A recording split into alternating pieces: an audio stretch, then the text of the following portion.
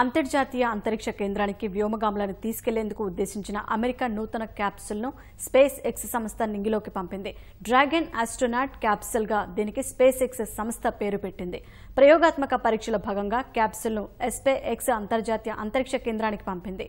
మనిషి అంత నమూనా ఉన్న బొమ్మను క్యాప్సూల్లో పంపించారు. ఏలియన్ చిత్రంలో ఉన్న రిప్లే పాత్ర పేరును ఆ బొమ్మకు పెట్టారు.